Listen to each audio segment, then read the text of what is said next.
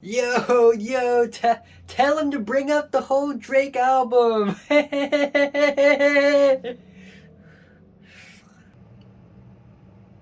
Hey, Embarrassing! What's up? It's a Culture Detective here, investigating your favorite albums, and today I'm going to be doing an album review on the new Drake album, For All the Dogs, For All the Schlogs, For All the Schnogs, For All the Zogs. So, Drake, Aubrey Graham, Champagne Poppy is back with a new album. Ever since I've started this channel, I've been reviewing his music as well. Notably, the first album I reviewed from him is Scorpion, which I thought was a really bland album that just doesn't have much to offer. And then we have Certified Lover Boy, which is, in my opinion, a bit of a low point in his career, where not only at the time was he beefing with Pusha T in a major landslide, him on the bad side of the landslide, and also all the corny bars and songs that came out of Certified Lover Boy. And then last year or a couple of years ago, he released Honestly Nevermind, where he basically made a random change in artistic direction to dance music, and it's very goofy. I appreciate the change in music direction, though, don't get me wrong. It is a really very much needed change of pace, but even so, the songwriting is still corny, the lyrics are still corny, everything about the album is still really corny. And then to follow that up, we have Her Loss, which I think is easily the best album he's released with since I don't know, Take Care or something, because of 21 Savage. I think 21 Savage and Drake do work really well together, even though Her Loss is still an album that has a lot of misses than hits, but still not a bad album. And then, of course, a year later, Drake is going to release another massive album, For All the Dogs. And yeah, as per usual, Drake has wrapped himself up with so many layers of hilarious things. The awkward interview with that TikToker girl, that is really weird, because the interview itself was already supposed to be like a weird, between the two ferns kind of a joke interview, but then Drake manages to make an already uncomfortable interview even more uncomfortable, which is hilarious. The cakes? You have the cakes? I don't call them that. Oh. Do you have an OnlyFans? No. But not in its intended way. And then there's this random beef with Anthony Fantano with the vegan cookie recipe incident, where, in case you don't know what happened, he DM'd Fantano saying that his existence is worth a light one, and then Fantano went out to say that Drake DM'd him vegan cookie recipes, and that sort of pissed off Drake, so that Drake would leak his own DMs to Fantano on Instagram. Bro outed himself.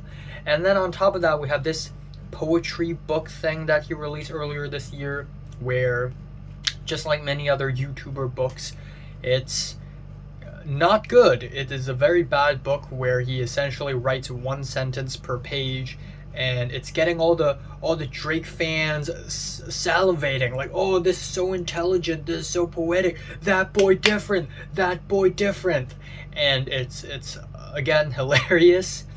And then now we have For All the Dogs, and immediately the day after he released this album, he had announced his retirement, which is also hilarious. But anyways, this album is once again another gigantic album from him. This album is 1 hour and 24 minutes long, which is totally unnecessary.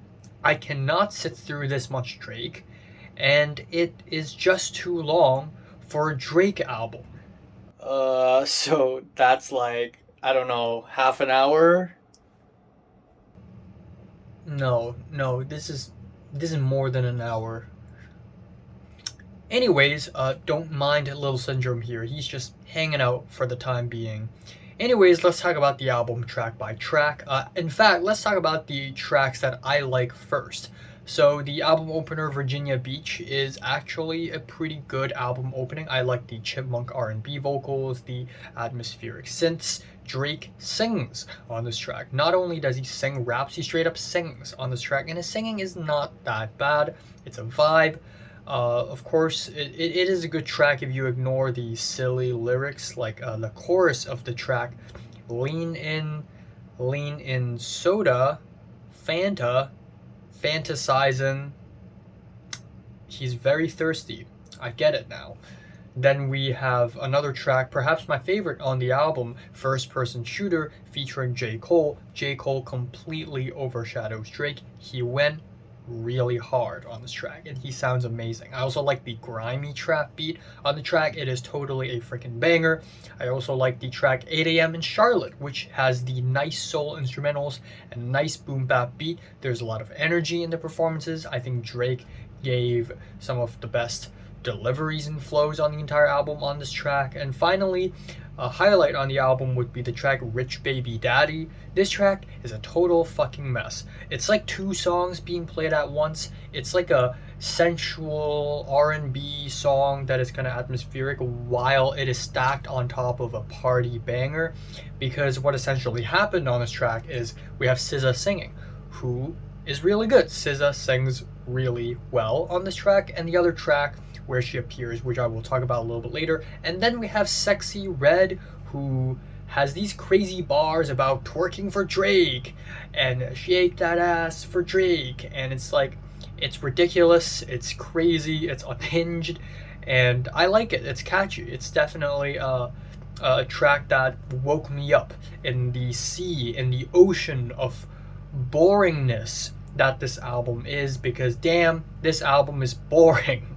We have Amen, the second track. Of course, we have the corny lyrics, the sparse pianos, and also Tizo Touchdown, who is not bad on this track, but overall it's really forgettable.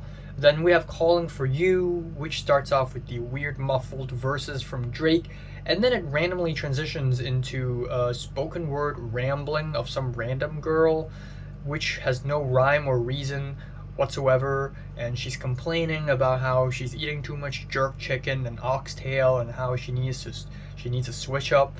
And then 21 Savage shows up, and I like 21, he's awesome, but his verse is not that good.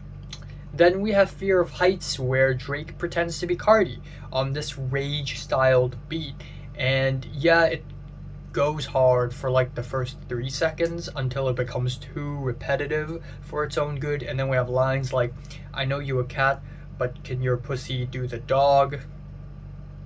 En 3 minutos, me lo como.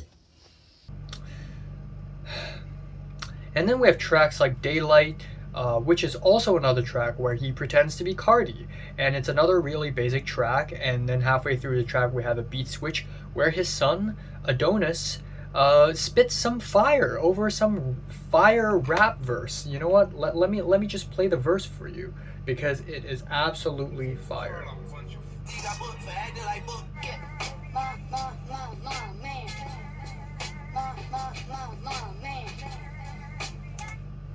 Yeah. Yo, that's fire, yo. That's fire.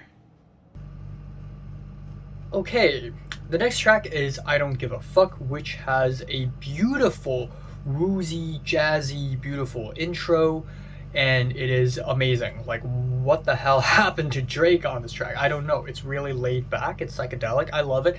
And then it just jump scares into a totally different beat. There's no transition at all, and it features Yeet, and his lyrics and his lines are so rudimentary. I feel like I lost 1/3 of all my brain cells listening to this track. Then we have 7969 Santa, which is really toned down. Drake's vocals are really faint. He's nowhere to be found. And then we have Snoop Dogg at the end, who is always a welcoming surprise, but doesn't really add much to the track. Slime You Out features SZA, and SZA singing is pretty good. Not bad at all. But overall, the track is just a huge, gigantic slog, because aside from SZA singing, there's nothing else about this track that is memorable. Bahamas Promises it has some pretty weird petty lyrics where Drake complains about how a girl ruined his trip to Bahamas. And of course it's a vacation to the Bahamas, so you get these tropical psychedelic guitars, it's so obvious. Then we have Screw the World, which is just an okay interlude. And of course we have Drew a Picasso, which is another really bland track where literally nothing happens. Man, what are you talking about? That's such a vibe. That's such a vibe. I mean, I love the pianos on that track, man. It's such a vibe. No, there are no pianos on this track. There are no pianos on this track. I don't know what you're talking about. We have the track Members Only, where he finds it weird that a girl gets too close with the guys, and we have some of the best lines on the entire album, really. I feel like I'm bi because you're one of the guys, girl. Which is great because it's amazing to see such a huge successful artist come out not only one but twice in his career. And this time he came out as bi. First time he came out as lesbian. And then following that, we have an even harder line where Drake raps about how he and this girl both come in at the same time like Jinx. Yeah, whenever I come back home at the same time with you, I also say Jinx. Yeah, that's not what it... Yeah, that's what the line meant. Don't even think about anything else. What? What Would Pluto Do is a track that references Pluto, who is literally Future, and it's a really relaxing track, but that's literally the only memorable thing about the track. All the Parties features Chief Keef, who gives some melodic flows, and then we have a beat switch to something slower and briefer, and then where we have a random weekend diss. I know The Idol is a terrible TV show, but this random weekend diss really came out of nowhere. Like, what the hell did Abel do to you? And also this random Pet Shop Boys interpolation, which came out of nowhere, and Drake didn't, credit them or anything. BBL Love is a 2-minute and 41-second long interlude where he's being goofy and silly, as if he's already not goofy and silly in real life.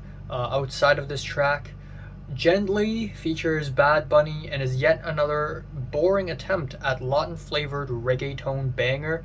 And on this track, he does a silly little accent, which is so silly because it's not the first time he's done it, and he keeps doing it as if it's like a good thing. Like, baby, my wrist is from Casablanca, and I'm living like the Sopranos, Italianos.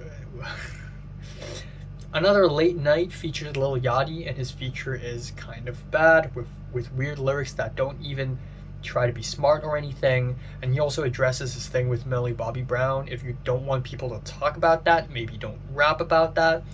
Away From Home is another really robotic, boring track, and then the album ends off with Polar Opposite, which is about a girl whose actions is kind of confusing, and Drake was essentially like, man, you're so confusing, you must have bipolar disorder, because that's definitely what bipolar disorder meant, and not having depressive episodes and manic episodes for prolonged periods of times. But no, that's definitely what bipolar disorder means, of course. And also lines like, you tried to grease me but we're not in Mykonos. Yeah, so not a very good album, unfortunately. Yet another boring, long slog of an album. And I wish the best for him. I wish the best for my guy Drake here, who apparently will die for his district.